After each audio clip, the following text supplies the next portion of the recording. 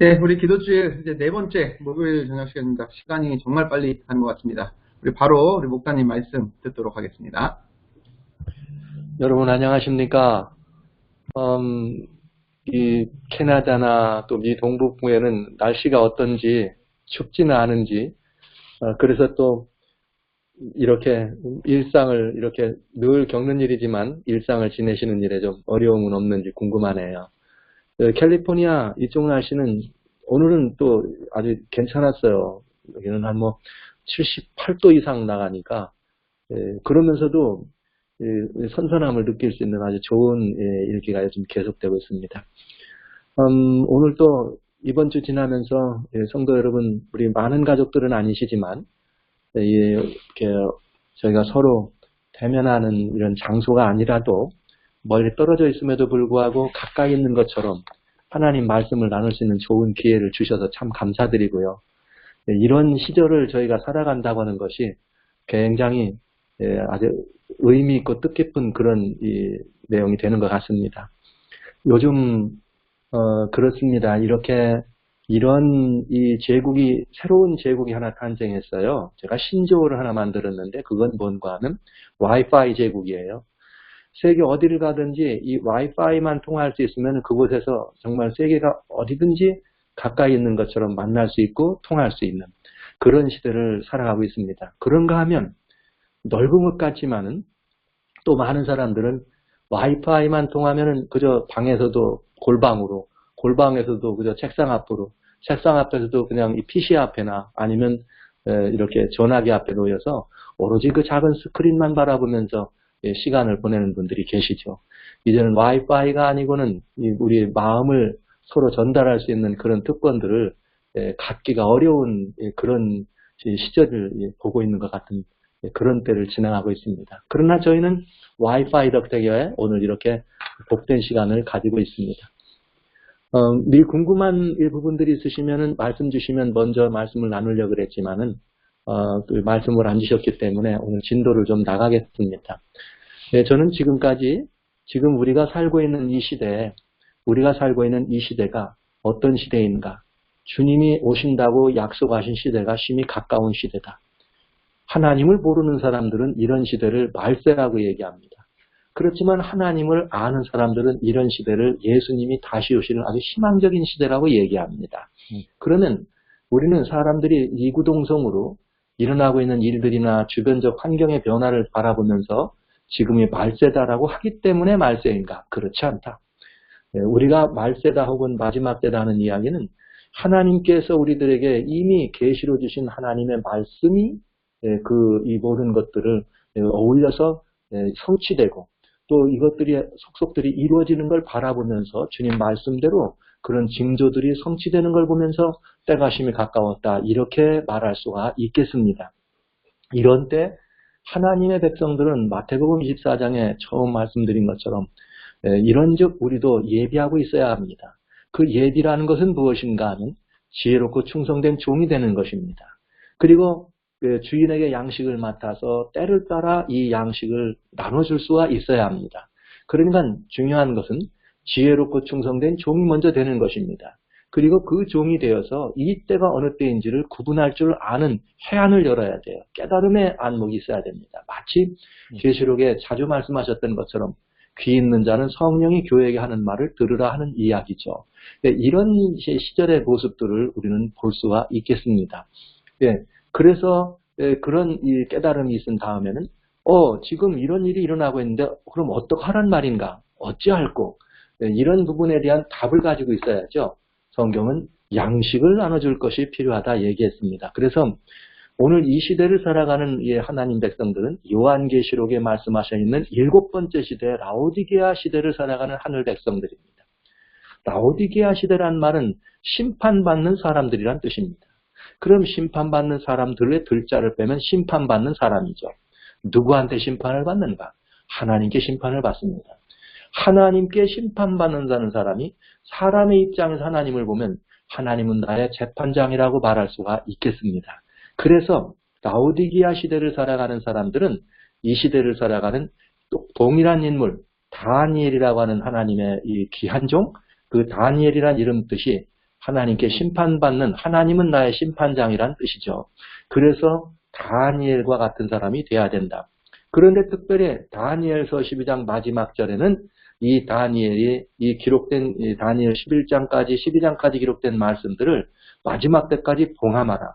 그리고 그 끝날에 가면 내가 내 업을 누릴 거라 약속하셨어요. 이 말은 곧 마지막 때에 이 다니엘서가 열리면서 열리면서 그 다니엘서가 우리들에게 보여주는 그런 예언의 성취되는 과정들을 다니엘이라는 사람이 겪고 혹은 다니엘 사람이 계시를 통해 보았던 것을 업을 누림처럼 실제로 경험해야 한다고 하는 것입니다.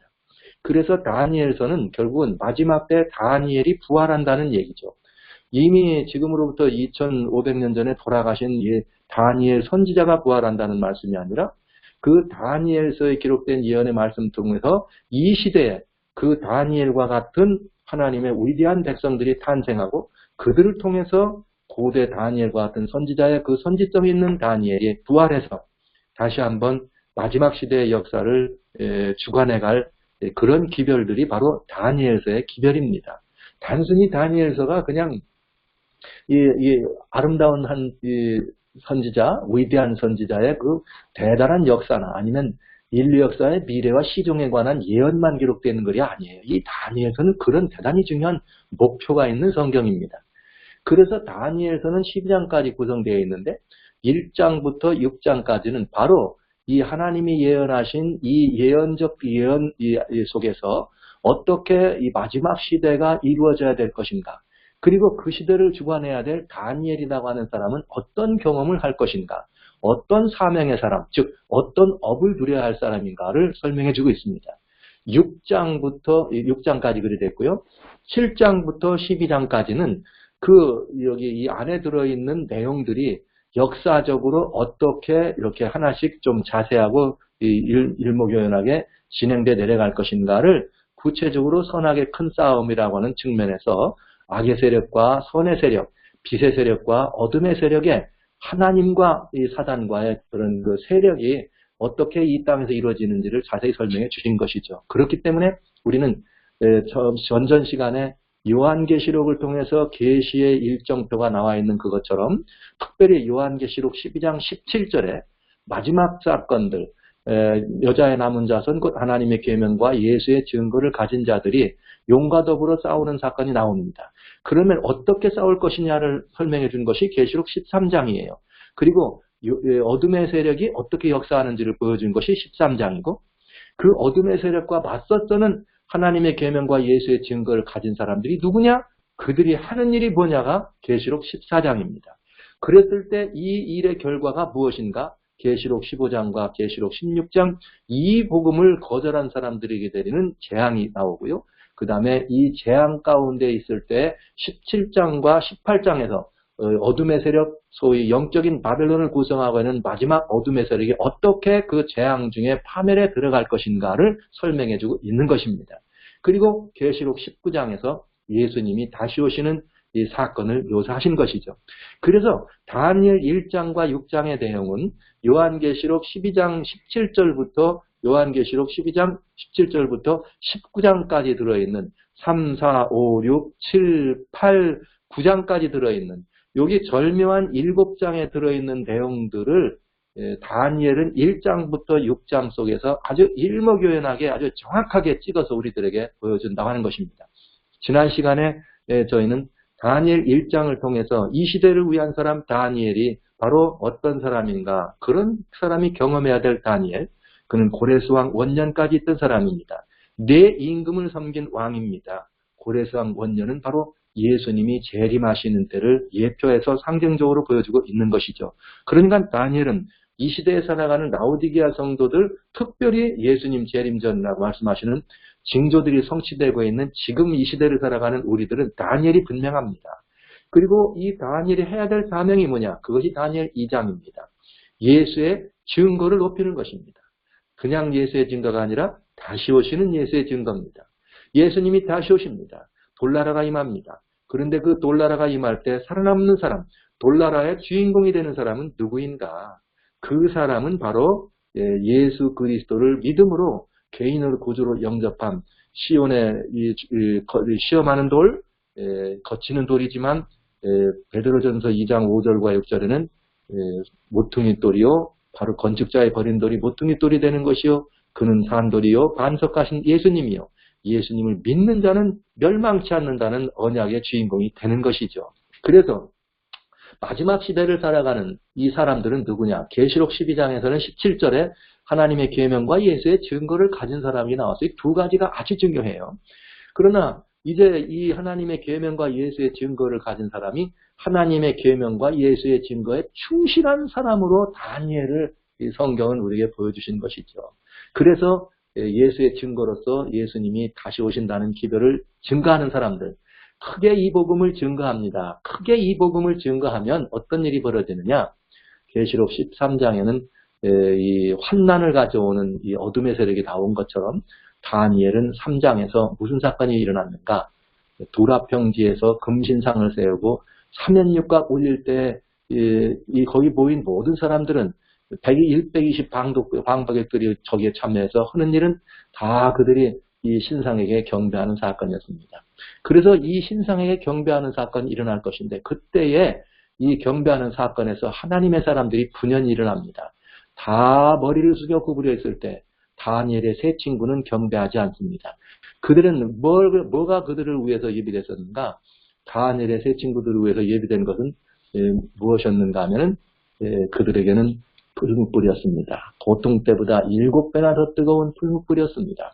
자, 이것이 계시록 13장 13절부터 18절까지 나오는 짐승의 우상을 세우게 하고 우상에게 경배하게 하고 경배하지 않는 자들은 몇이든 다 죽이게 하는 사건과 동일한 사건이다. 그러나 여러분, 저희가 이 예언의 기별을 연구하고 마지막 시대를 살펴보는 데는 두려워하거나 겁을 내거나 아니면 다른 어떤 것들로 인해서 우리가 겁을 내서 무언가 요동하려고 하는 것이 아닙니다. 우리는 이런 사건들을 통해서 뭘 봐야 되는가? 풀무불 속에 들어갈 때는 다니엘이 세 친구가 들어갔지만 사람들이 바라봤더니 네 분이 있습니다. 거기에는 인자 같으니 우리와 함께 하시는 예수님이 그 자리에 계셨던 것이죠. 그래서 이 시대의 다니엘이란 누구냐면은 일상의 삶에서 그것이 고난이나 압박이나 핍박이나 합제가 있을지라도 그 예수님께서 곁에 계시다는 사실을 알고 그분과 동행하고 어디라도 풀무불일지라도 담대히 들어갈 수 있는 그런 예수의 증거를 가진 사람들이 이 시대의 마지막을 장식할 주인공들이 될 것입니다. 자, 이제 이러한 일은 이 풀무불에 들어가는 다니엘의 세 친구는 거기에 온 땅에서 대지도자들이 모였어요. 그 많은 사람들에게 엄청난 외침이 되지 않겠어요? 이야, 그때 말이야 신상에게 절하러 갔는데 다 죽인다 그래가지고 왔는데 절하지 않는 세 사람이 있더라. 근데 그 절하지 않는 세 사람들이 어떤 일을 했느냐? 풀무불에 던져졌는데 타는 냄새도 난다고 살아났어. 오히려 그 사람들을 풀무불에 집어넣는 사람이 불타 죽었어. 이런 이야기가 땅끝까지 전파 안 되겠어요? 그래서 이것이 마지막 때 반복되는데 그 마지막 때 반복되는 이야기를 요한계시록 18장 1절로 2절에는 이후에 다른 천사가 하늘에서 내려오는데 큰 권세를 가졌다. 그의 영광으로 땅이 환하여지더라. 마치 이 다니엘의 세 친구가 역사적인 사건의 주인공이 되어서 거기에 보여드렸던 모든 이들에게 그 증거를 높였던 것처럼 오늘 마지막 때에 하나님의 메신저로서 이 시대를 살아가는 다니엘들은 또한 어떤 사람들인가? 바로 그렇게 하나님의 놀라운 역사를 간증케 하는, 그래서 온 땅을 환하게 하는 이 놀라운 일을 일으켜주는, 우리는 이것을 보고 늦은 뒤 성령운동이요 큰 외침 운동이라고 하는 것이죠. 그래서 이 외침이 일어나야 될 것을 성경은 우리들에게 보여준 것이고요. 다니엘 2장에 보여줬고 다니엘 3장은 그 사실을 우리에게 보여준 것입니다. 그러니까 마지막 때 짐승의 우상에게 경배하게 하고 짐승의 표를 받게 하고 안 받는 자는 죽인다고 할 때 여러분 두려워하지 마십시오. 여러분 그 자리에 다니엘의 세 친구처럼 뻘떡 일어나 있다 할지라도 하나님이 여러분과 함께 하십니다. 이건 바로 그걸 보여주는 것이에요. 마지막 때 그런 온 세상이 다 거기 우상에 절할 때, 세상의 모든 지도자가 금신상에 절할 때 꼿꼿이 서 있는 하나님의 사람 3명은 얼마 되지 않았습니다. 그것과 마찬가지로 이 땅의 모든 사람들이 다 우상에게 경배하고 다 그 짐승의 세력에게 두려워서 경배할 수밖에 없는 그런 모습의 이 상황에 직면할 때 분연히 일어나서 하나님 편에 서는 사람들, 하나님은 그들과 함께 하시고 그들을 죽지 않게 하신다는 약속이에요. 이 순교라고 하는 일이 없다는 말씀이죠. 이것이 바로 어떤 일이냐? 일어나 빛을 발하는 사람들에게 주어진 하나님의 역사입니다. 이사야 60장 1절로 3절은 그런 말씀이 있어요. 이 열광이 캄캄함이 만민을 덮는 영적인 흑암이 기쁨에 깊어질 때에 그때 분연히 일어나 빛을 발하는 사람들을 향해서 뭐라고 말했느냐? 열방은 내 빛으로 열왕은 내 비치는 광명으로 나오리라. 이렇게 되어 있습니다. 열방이 나옵니다. 열왕이 나옵니다. 이것이 큰 외침의 결과가 되겠습니다. 그래서 여러분 지금 저희는 스스로 마지막 시대를 살아가는 하늘 백성들이 우리는 작은 사람들이야. 누가 진리의 편에 서 있어? 누가 이 편에 서 있을 거야? 이렇게 생각하면서 우리를 작은 사람들을 볼지 모르겠어요. 그러나 그렇지 않습니다. 거기 두랍형제 보여드렸던 120 방백들만 아니라 무수히 많은, 실제는 그때 누구도 왔는가 하면 거기 이스라엘의 왕도 거기에 올 수밖에 없는 그런 이 시절을 시드기야 왕이 거기 있었던 것을 우리는 간접적으로 성경을 통해 볼 수가 있어요. 그들도 다 경배했지만 일찍이 청년 때 포로로 잡혀왔던 그들은 푸념히 일어서서 경배하지 않습니다. 참으로 이 가슴 설레이는 장면이죠. 이런 장면이 어떤 결과를 가져오느냐? 큰 외침의 이런 장면, 이 마지막 때도 우리에게 일어나게 됩니다. 마지막 때에 일어나게 되는데 지금 지난번에 말씀드렸던 요한계시록 13장을 중심으로 해서 예언도표를 말씀드렸습니다. 지금 양의 나라로 일어난 나라 미국입니다. 이 나라가 군사적인 패권을, 경제적인 패권을, 또 이 불이 내려오는 이적들을, 불이 내려오는 이적들이란 말은 지난번에 제가 그런 말씀을 드리지 않았습니다만 틀림없이 지금 이 일이 일어나고 진행되고 있습니다. 이것은 어떤 일을 여러분들에게 가져다 주고 있느냐면 여러분 근래 드물게 2016년 이후에 자꾸 그 UFO라는 말씀 많이 들어보셨죠? 미확인 물체. 그러면서 이제는 이 미확인 물체에 대해서 나사까지 등장해가지고 이런 얘기를 합니다. 그리고 그동안은 이게 쉬쉬하고 말이죠. 그런 얘기가 잘 안 나왔는데 근래부터는 이것이 아주 공개적으로 오픈돼가지고 아주 쉽게 UFO란 말을 여러분들이 보실 때가 있습니다. 그런데 그 UFO란 말을 쉽게 보시면서 또 같은 시기에 오늘 우리는 어떤 것들을 보았느냐. 어제는 제가 2015년부터 2030년 동안에 이 유엔에서 그런 일을 경영했다는 말을 드렸는데요. 그런 발표가 된 이후에 2015년부터 발표된 이후에 2016년에 이 세계에는 굉장히 많은 일이 벌어졌어요. 어떤 일이 벌어졌느냐? 2016년 10월에 오바마 대통령이 무슨 발표를 하는가 하면은 백악관에서 우리는 2030년에 화성으로 사람들을 보낼 것입니다. 이렇게 발표합니다. 그랬더니 오바마 대통령이 2030년이라 그러니까 일론 머스크라고 하는 걸출한 그 테슬라 회장이었죠. 지금은 내려놨습니다만 우주왕복선 스페이스X, 여러분 스페이스X라고 하는 그 우주왕복 로켓들인데 여기에 실려지는 그 팔콘 9이라고 하는 그 파이러다 큰 앞에 있는 우주선은 뭐가 실리냐면 드래곤이라고 하는 우주선이 실려요. 이름도 하필이면 왜 드래곤이라고 하는지 참 이상하죠? 여하튼 이 일론 머스크는 아닙니다. 2030년이 아닙니다. 2015년부터 우리는 보냅니다. 해서 2022년부터 2015년이 아니라 2025년부터 보냅니다. 그래가지고 2022년부터는 화성에다가 뭘 보내느냐? 화물들을 보내서요. 2014년까지 화물들을 보내고 14년부터는 우주인들이 와서 화물 정착을 하고 2015년부터는 거기를 식민지처럼 우리의 조차지로 만들 수 있는 일을 진행하겠다고 얘기합니다. 여러분 이게 무엇을 의미하는 것 같아요? 무엇을 의미하는 것 같습니까? 이게 지구촌은 더 이상 사람이 살기에 적합한 곳이 아니다라는 것을 간접적으로 보여주고 있잖아요. 이미 과학은 환경은 이 지구가 마지막을 바라보고 있다 얘기하니까 과학이 뭐라고 한 거예요? 길이 있다. 어디로 가면 된다? 화성으로 가면 된다. 그래서 2015년부터 시작된 게 뭐냐면 외계지구 찾는 운동이었고요. 엄청난 외계지구들을 많이 찾아냈습니다. 1,200여 개가량 찾아냈고 그 가운데 지구 정도의 사이즈가 있는 것이 약 500여 개가 됩니다. 그리고 이제 화성은 그런 외계지구를 향해서 우리를 옮겨갈 수 있는 전진기지가 되겠죠. 여러분 분명히 말하지만 오바댜의 입장에는 이 모든 일이 다 실패할 거라고 말씀해 주셨어요. 그러나 이런 모든 것들이 지금 우리 주변에 일어나고는 있으면서 이런 일들로 지구가 사람 살기에는 부족한 곳이라는 것을 아주 일격에 여실히 보여주고 있거든요. 이러한 때 무슨 말이 자꾸 나오는 거예요? 이 첨단과학 시대에 UFO란 말이 겹해서 나온다 이 말이죠. 그런데요, 여러분, 이 로마 천주교회는 어떤 일을 했느냐? 이 복음 교리상, 천주교의 복음 교리상, 천주교회는 UFO의 존재나 외계인의 존재를 사실 받아들이지 않았었습니다. 그러다가 2007년과 2008년에 이 천주교회 교황청에서 유엔에다가 외계인의 존재가 사실이라는 것을 보고합니다. 근데 유엔에다가 종교단체인 천주교가 그걸 보고한다는 것도 참 이상하잖아요. 그러나 그걸 보고합니다. 그걸 보고하고 2007년과 2008년에 보고합니다. 그리고 2011년에 베네딕토 교황이 이런 말을 합니다. 베네딕토 16세죠.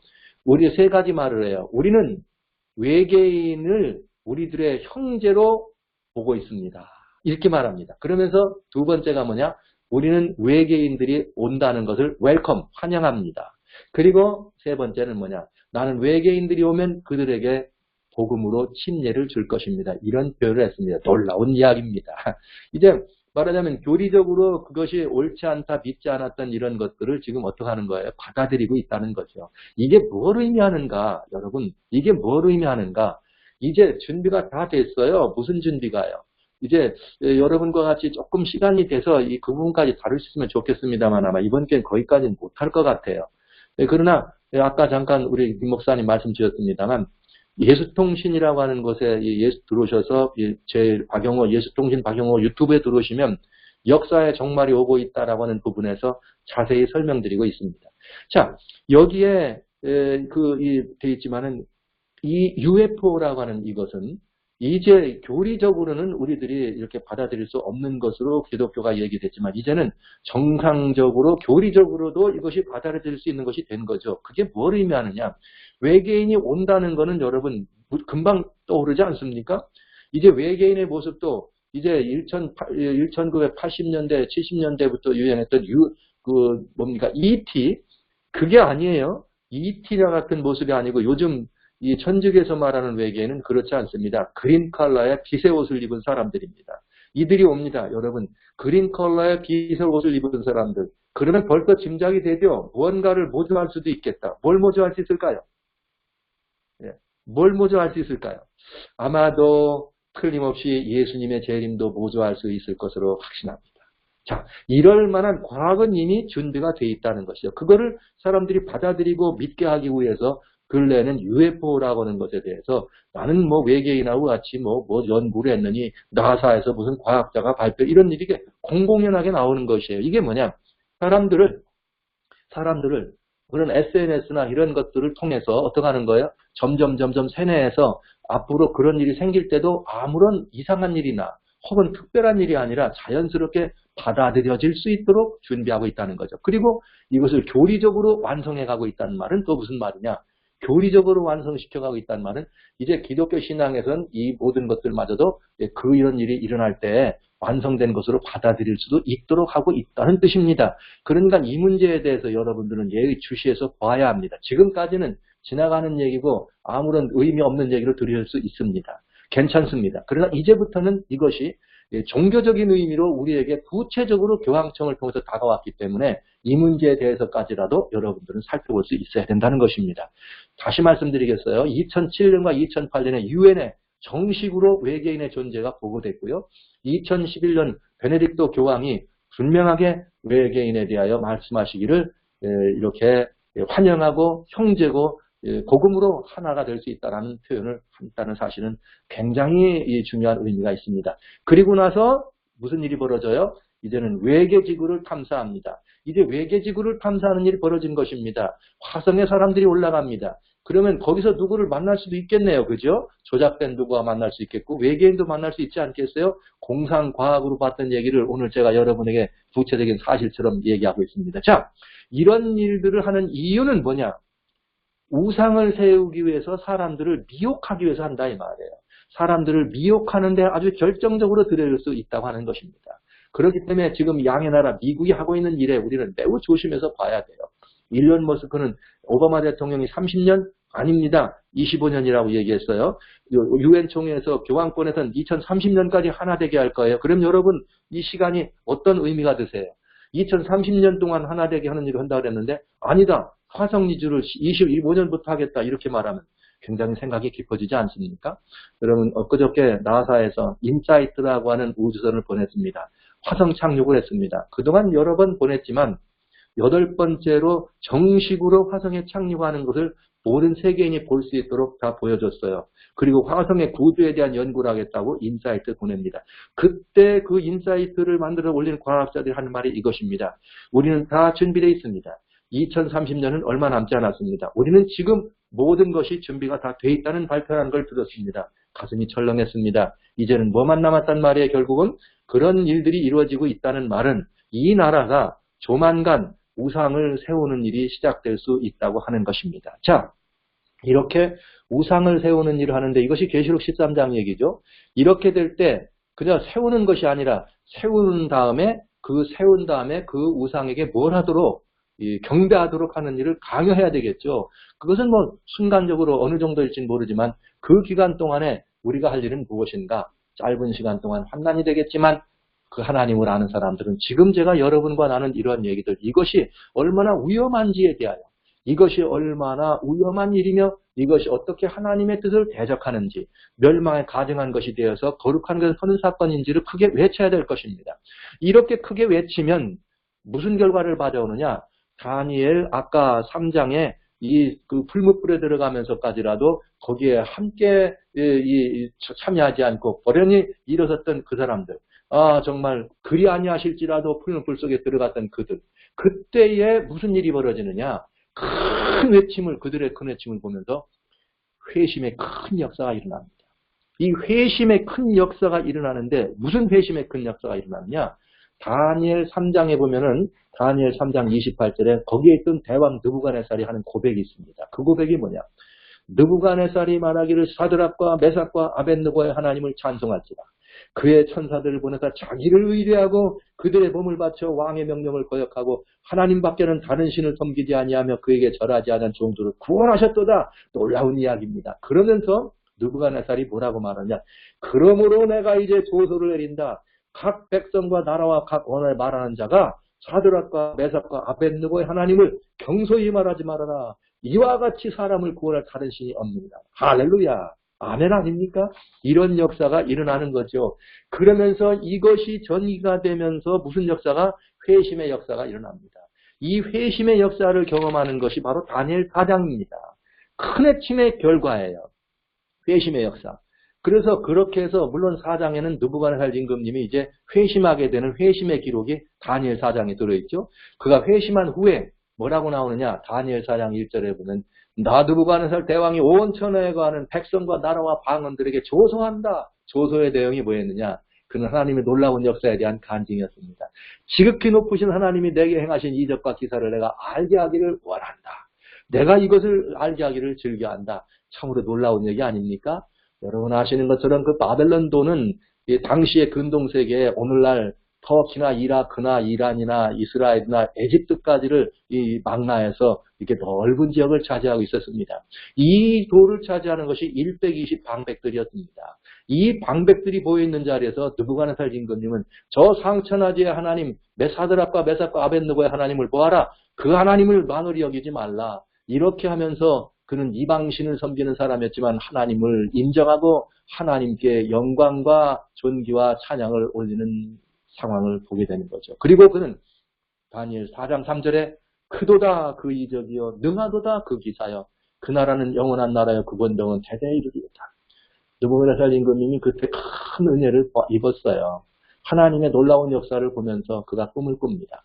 꿈을 주관하시는 하나님께서 순찰자를 보내시고 하늘 꼭대기 단 나무 보면서 그 나무가 정말 이 느부갓네살을 상징하는 나무였다는 것을 알았지만 순찰자가 나무를 베고 그 나무에서 7대를 느부갓네살을 훈련하기 위하여 일어나는 것을 봅니다.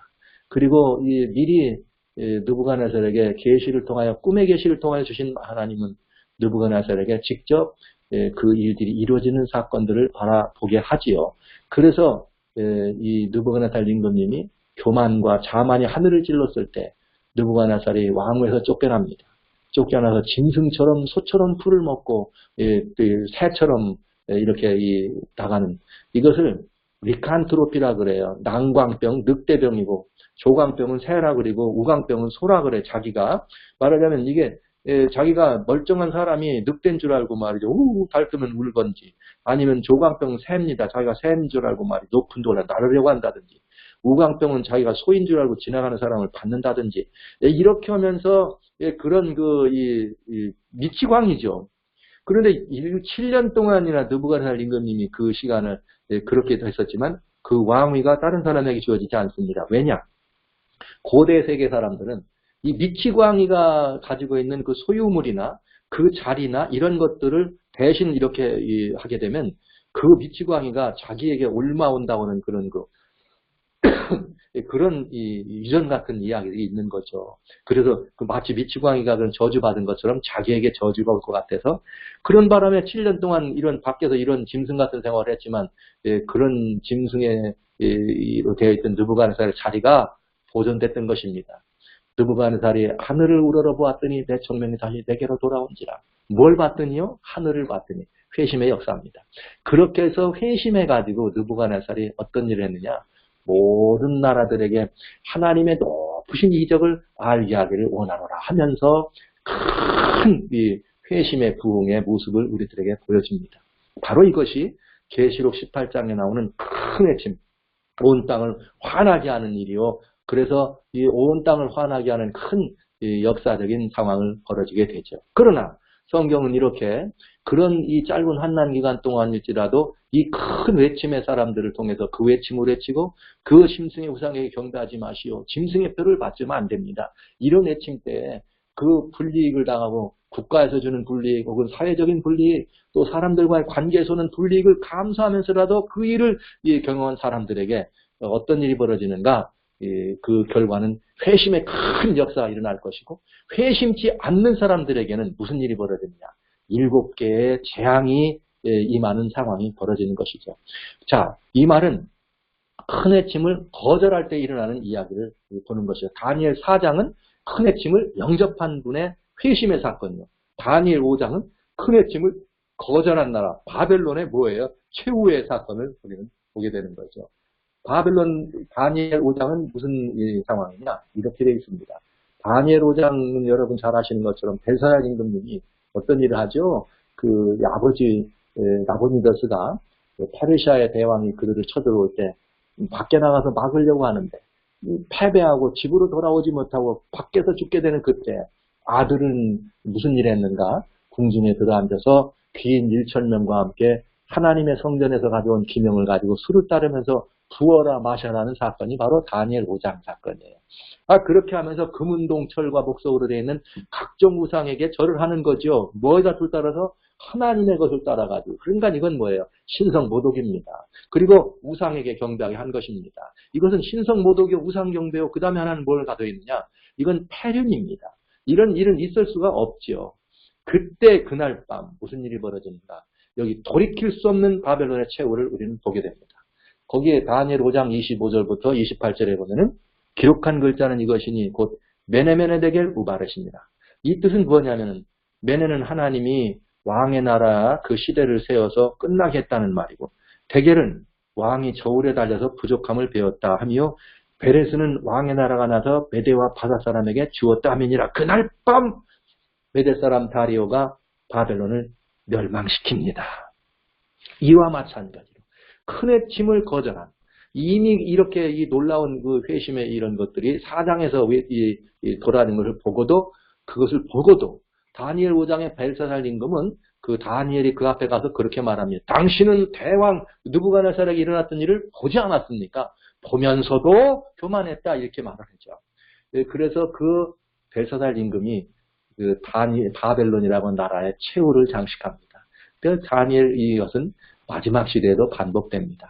계시록 18장 2절에는 그 큰 외침의 역사가 있을 때 마지막으로 회심의 상황들이 돌아오기 전에 무너졌도다 무너졌도리야 큰 성 바벨론이 하면서 계시록 18장 2절에 바벨론에 무너지는 큰 외침의 소리가 진행되게 되죠. 자, 이때 바벨론이 무너질 때 그냥 한 번에 무너지지 않습니다.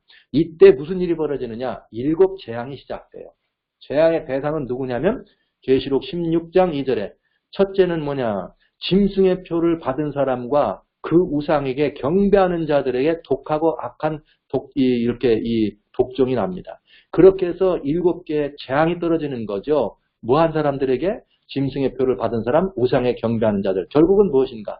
큰 외침이 있을 때 큰 외침을 거절한 사람들에게 내려지는 상황입니다. 그들에게 7 재앙이 내려졌습니다. 7 재앙은 독하고 악한 첫 번째 재앙과 그 다음에는 바다가 피로 변하는 재앙, 그 다음에는 강과 물들의 군원이 피로 변하는 재앙, 3번째 재앙, 4번째는 태양이 뜨겁게 되고 5번째는 짐승의 보좌에 이렇게 이 재앙이 떨어지고요. 그 다음에 6번째는 아마겟돈 전쟁이 일어나게 되겠고 그 다음에는 바벨론이 무너집니다. 7개의 재앙은 바벨론이 무너지는 마지막 중수가 한 달란트가 되는 그냥 무거운 100근이나 되는 우박 때문에 바벨론이 무너지는 이런 재앙들을 통해서 예수님의 재림을 맞이하게 됩니다. 그런데요. 이때 하나님의 백성이 야곱의 환난이라고 하는 또 다른 환난을 경험하지만 이 야곱의 환난은 두려워하지 마세요. 이 환난은 물리적인 환난이 아니라 영적인 환난이에요. 이 환난 때 아까도 보셨지만 풀무불에 들어가는 사람들 죽지 않습니다. 순교를 당하지 않는다는 사실을 꼭 명심해 주시기 바랍니다. 이때는 죽지 않습니다. 왜냐? 이때 죽으면 안 돼요. 하나님이 어디 계신 분입니까?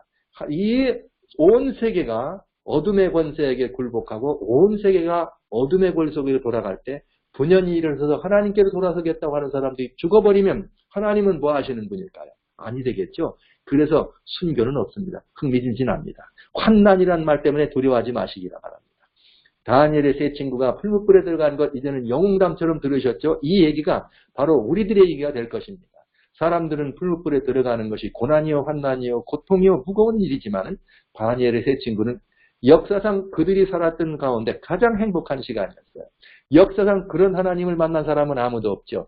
우리가 겪어야 될 마지막 때에 우상에게 경배하지 아니하고 짐승의 표를 받지 않음으로 말미암아 우리에게 주어지는 불이익이 좀 있을 수 있습니다. 그러나 그 이후에 닥쳐오는 다양한 많은 고난이나 환난이 있다 할지라도 여러분 그때 우리가 살아왔던 인생 최대의 놀라운 말하자면 그야말로 희열이 넘치는 영광스러운 상황을 목격하게 될 것입니다. 자, 그런데 이 놀라운 일이 있어요.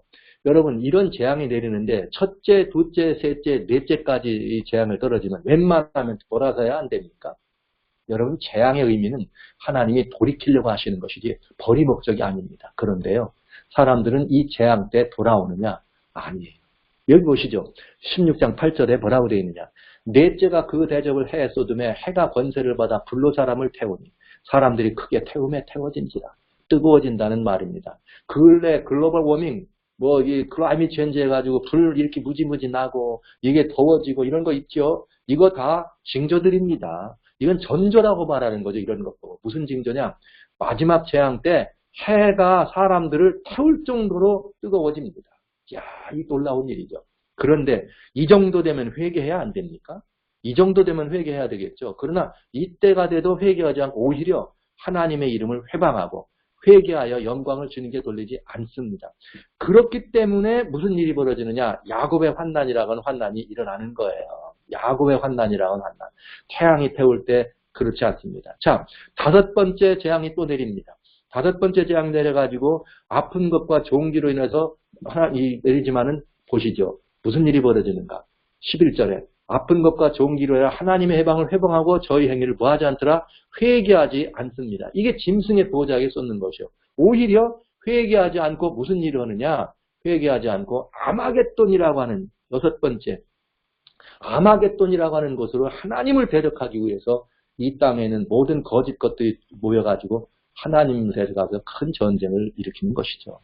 이때의 큰 전쟁이 아마겟돈 전쟁이라고 하는 것이죠. 물론 이것은 개국일에 없는 거대한 전쟁일 것입니다. 그러나 그리스도인들이 겪는 이 아마겟돈 전쟁은 무슨 전쟁이냐? 야곱의 환난과 같은 전쟁입니다. 이 야곱의 이 환난이라고 하는 전쟁인데 이 야곱의 환난이란 뭐냐? 이런 거예요. 계시록 16장 15절에 보시면 답이 있습니다. 어떤 것이냐면 보라 내가 도적같이 온다. 누구든지 깨어 자기 옷을 지켜 벌거벗고 다니지 아니하며 자기의 부끄러움을 보이지 않는 자는 복이 있다. 이게 언제냐? 야곱 아마겟돈 때 아마겟돈이 16장 12절로 16절 사건인데 그때 15절에 이 아마겟돈 전쟁에 살아남을 사람, 아마겟돈 전쟁에도 있을 사람이 뭐냐? 알고 봤더니 깨어서 자기 옷을 지켜 벌거벗고 다니지 아니하고 부끄러움을 보이지 않는 자라고 말하네요. 자, 그러니까 옷을 안 벗으려고 당하는 뭐예요? 환난이 야곱의 환난이에요. 이 옷이 뭐예요? 예수님을 믿음으로 영접한 사람에게 입혀주시는 의의 옷입니다. 구원의 옷입니다. 빛나는 옷입니다. 이사야 61장 10절이죠. 이사야 61장 10절에는 뭐라고 되어 있느냐? 내가 여호와로 인하여 기뻐하고 내가 나의 하나님이로 인하여 크게 즐거워한다. 왜냐? 이는 하나님이 내게 구원의 옷으로 입혀주시고 의의 겉옷으로 나를 입혀주셔서 마치 신랑이 사물을 쓰고 신부가 자기 보물로 단장한 것 같다 이렇게 말했어요. 이 옷은 무슨 옷이냐? 예수님을 믿음으로 영접해 들어온 사람에 주는 용서의 옷, 의의 옷, 구원의 옷입니다. 영생의 옷인 것입니다. 그러니까 이 의의 옷, 이 옷을 벗지 말라 이 말이에요. 근데 요즘 그런 말을 많이 해요. 많은 사람들이 교회나 어디 가정에서 그래가지고 구원받겠냐? 품성이 변화돼야지 성품이 변화 이런 말 많이 듣죠. 여러분 성품 변화된다고 말하고 품성 변화된다고 말하는 이게 굉장히 어려운 일입니다. 성경은 이렇게 말했어요. 아마겟돈에 살아남는데 옷을 지켜 벌거벗었느냐 안 벗었냐를 봤지 옷을 깨끗하냐 더러우냐 보지 않았습니다. 지금 이 전쟁에서 옷이 깨끗할 수 있겠어요? 그러나 끝까지 이 옷을 지켜 벌거벗지 않은 사람 그들에게 복이 있다고 말씀하신 것입니다. 여러분 품성의 변화를 원하시면 품성 변화되려고 애쓰지 말고 이 옷, 예수님이 지켜주신 이 옷을 입기 위해서 예수님을 바라보고 십자가를 바라보고 예수님께로 한 걸음씩 더 나가서 주님의 의의 옷을, 주님의 용서의 옷, 주님의 빛나는 이 옷을 더 내게 적용하기 위해서 힘있게 되시길 바랍니다. 우선순위가 바꿔져야 돼요. 거듭나서 오로지 예수 그리스도께로 나오는 생수만 마시면 성품 변화 되지 말라고 해도 되걸라면 예수 그리스도를 가까이 나가서 그 십자가 앞에 엎드렸을 때 십자가의 은혜로 내려오는 그 하나님의 은혜의 보혈을 힘입어서 날마다의 삶에 적용하면 어린 양의 보혈로 날마다 나를 씻으면 내가 변화되지 않으려고 해도 변화되지 않겠어요? 예수님의 형상은 그때 회복하고 반사하게 되는 것입니다. 내가 뭘 하고 이걸 하고 저걸 하고 무언가를 해서 변화되는 거 아니에요. 오늘 우리 이 문제에 대해서 제가 좀 자세히 어제부터 자꾸 말씀드리는 이유는 이것 때문에 교회 안에 분란이 일어나요. 나는 이만큼 바꿔졌는데 너는 왜 그 정도냐? 왜냐? 나는 애썼걸라. 그러니까 나만 안 되는 거 보면 자꾸 속상하는 거예요. 나는 애써서 변화되는데 저 사람은 애를 안 쓰니까. 그게 아니고요. 이 옷을 입었느냐 안 입었느냐가 중요합니다. 옷이 깨끗하냐 어디 뭐 찢어졌느냐 보지 않아요. 입어야 되는 것입니다. 예수 그리스도의 구주 개인의 구주로 영접하고 주님이 입혀주신 이 영생의 옷, 구원의 옷, 의의 옷을 입었느냐가 중요하단 말이죠. 이 옷을 못 입도록 이 많은 사람들이 자기들에게 내려지는 그 재앙이 내려지는 걸 보고 이 재앙이 너희 때문에 그런 거야. 너희가 왜 너희만 그러는 거야 하고 이럴 때 그러니까 너희를 우리가 해코지해야 되겠어 이렇게 찾아올 때 두렵겠죠. 그게 바로 풀무불 아닙니까? 그러나 우리는 그거 아무런 걱정 없이 그럼에도 불구하고 아니야 난 예수님 사람이야. 아니야 난 예수님 편이야. 아니야 난 예수님밖에는 내겐 소중한 분이 없어. 예수님밖에는 내게 의미 있는 분이 없어. 이렇게 말하고 주님께 나가는 사람. 이것이 그 옷을 지켜 벌거벗지 않은 사람입니다. 그것이 어려울 만큼 이것이 야곱의 환난이에요. 나는 구원의 사람인가? 나는 예수의 사람인가? 나는 하나님의 정병인가? 나는 하나님의 아들인가? 하나님의 딸인가를 확신하려고 하나님을 붙들고 매달리고 하나님 내가 구원의 사람 맞지에 주여 내가 당신의 사람 맞지에 이렇게 매달리는 것이 야곱의 환난입니다. 예레미야 30장 7절에서 나오는 얘기예요. 야곱의 환난이라는 말은 슬프다 그날이여 비할 데 없이 그니는 야곱의 환난의 때가 되리로다. 그러나 이에서 모함을 받으리라 구하여냄을 받으리라. 할렐루야. 여러분 걱정하지 마십시오. 이 기도주일 동안에 이번에 이런 그 예언 시간들을 살펴보고 이런 일들을 돌아보는 이유는 여러분들을 지금 그냥 막 어떤 무서운 어떤 상황으로 옥죄거나 하려고 하는 것이 아닙니다. 우리에게 이런 희망이 있어요. 극적인 희망입니다. 환희의 순간이 있으니까 어떤 일이 닥쳐온다 할지라도 여러분 놀라지 마시고 담대하게 주님 편에 서셔야 된다고 하는 것이죠. 그때 결국은 이 맹렬한 진노의 포도주가 이렇게 이 잠을 받게 되고 역사의 마지막으로 바벨론은 무너지게 될 것입니다.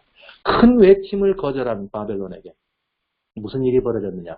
메네 되게 오바르십니다. 바벨론 오늘 내 나라가 달아보니 부족하다. 그래서 끝이 났다. 이것이 바로 이 바벨론이 무너지는 이야기죠. 오늘 저는 성도 여러분에게 질문을 해야 되겠습니다. 여러분, 두 가지만 질문하려고 그래요.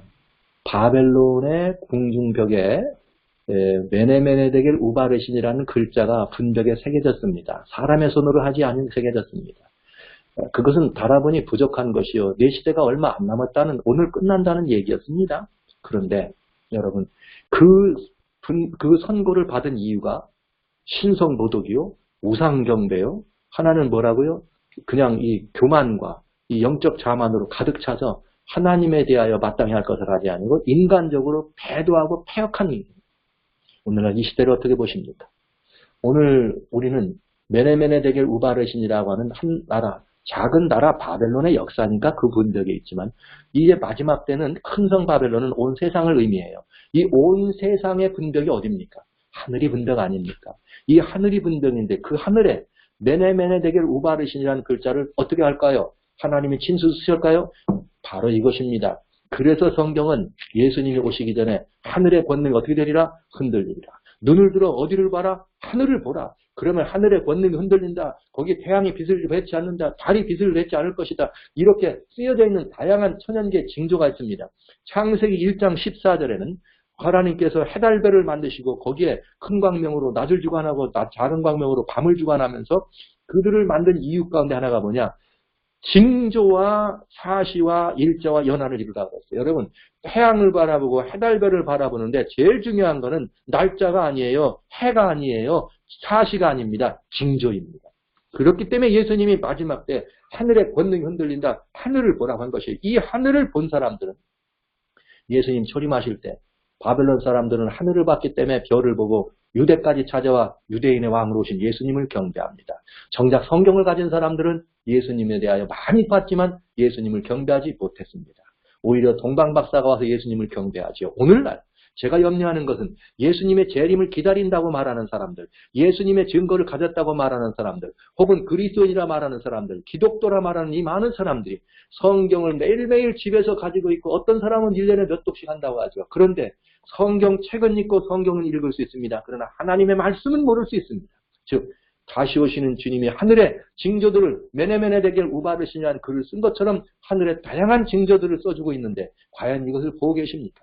저는 지금 클라이밋 체인지다, 지진이다, 화산이다, 화재다 이런 모든 것들을 바라보면서 이것은 곧 하나님이 하늘에 쓰시는 메네메네데겔 우바르신이라 이렇게 보고 있습니다. 여러분, 지금 우리는 이런 징조들이 바벨론의 분벽에 있었던 데만 있는 것이 아니라 우리들에게 주어지고 있다는 사실을 잊지 말아 주시기를 간절히 소원합니다.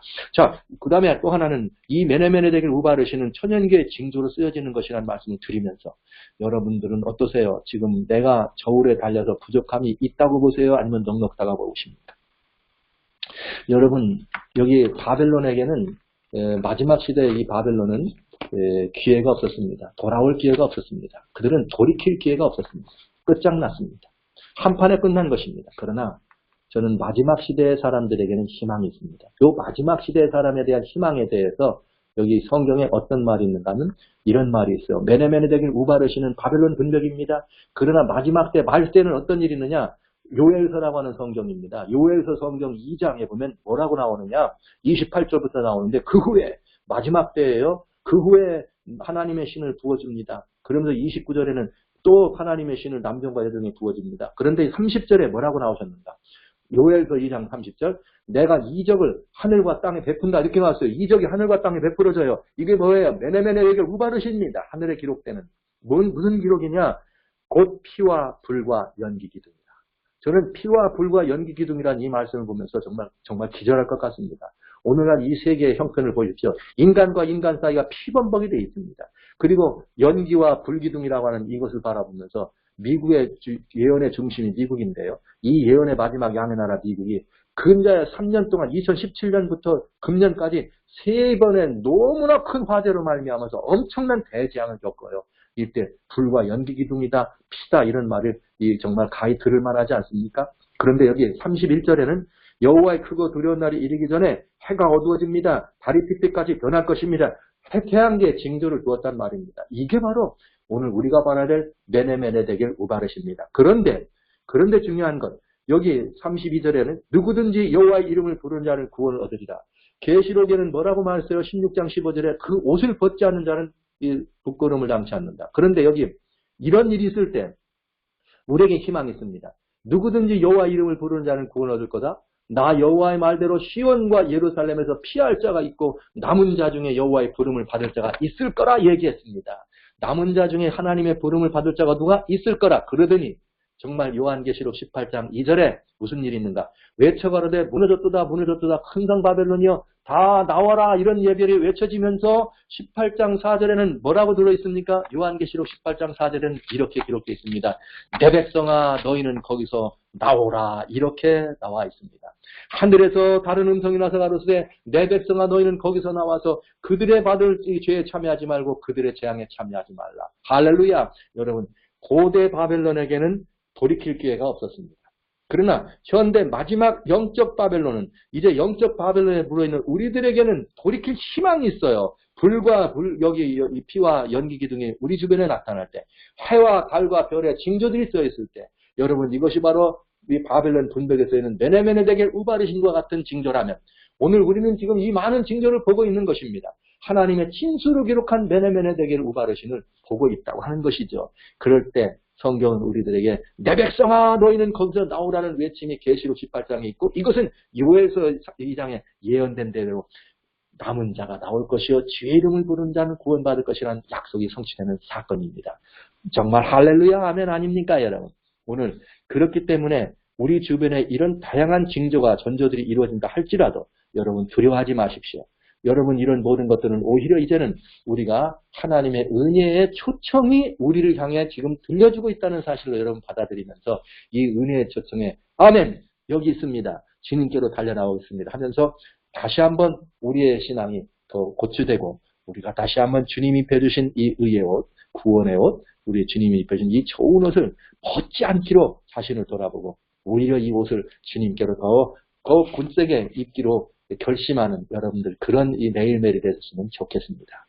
오늘은 여기까지 다니엘서와 요한계시록이 이제는 완전히 믹스되면서 어떻게 두 개가 절묘하게 과거의 경험이 현대에 일어나는 것이고 바벨론이라고 하는 이 선지자를 불렀던 그 하나님은 오늘 이 시대의 바벨론을 우리를 부르셔서 마지막 시대 계시록에 보여주는 이것을 다니엘서를 통해서 어떤 경험인 것을 보여주시고 어떻게 거기서 우리가 이기고 또 승리할 수 있는 길인가를 보여주시게 됐으니 얼마나 놀라운 일입니까? 이제 남은 것은 다니엘 6장입니다. 이제 다니엘 6장과 관련되어 있는 부분들은 이제 다음 시간에 우리 야곱의 환난과 다니엘 6장 그리고 이제 이 시대를 살아갈 다니엘들에 관한 마지막 다니엘이 누려야 될 다니엘로 불려지는 우리들의 사명에 대해서는 이제 내일 마지막 시간 한 번 더 갖도록 그렇게 하겠습니다. 감사합니다. 여러분 감사합니다. 네, 감사합니다, 목사님. 목사님께서 기도해 주시고, 우리 또 계속해서. 자비로우신 하늘아버지, 감사합니다. 오늘 저희들에게 또 이 다니엘서와 요한계시록을 통해서 이 시대의 어느 경점에 우리가 서 있으며 그 시대의 어느 경점에 서 있든지 간에 우리를 향한 하나님의 놀라우신 은혜와 보증의 말씀이 무엇인지를 알게 하시니 감사합니다. 두려워하려 함이 아니요 요동하게 하려 함이 아니라 오히려 은혜로우신 하나님께로 우리의 걸음을 가까이 불러주시는 하나님의 초청을 인하여 감사하옵고 오늘 이렇게 우리 이 토론토 클리브랜드 또 이렇게 이 CIA 하나님의 귀한 이 남녀 종들에게 하나님 함께 하셔서 우리가 주님께서 입혀주신 바된 이 거룩하고 빛나는 이 세마포 옷을 벗지 않고 지킬 수 있는 사람으로 저희들을 꼭 간직해 주시옵시기만을 우리 주님 예수님 이름으로 기도드리옵나이다. 아멘. 아멘.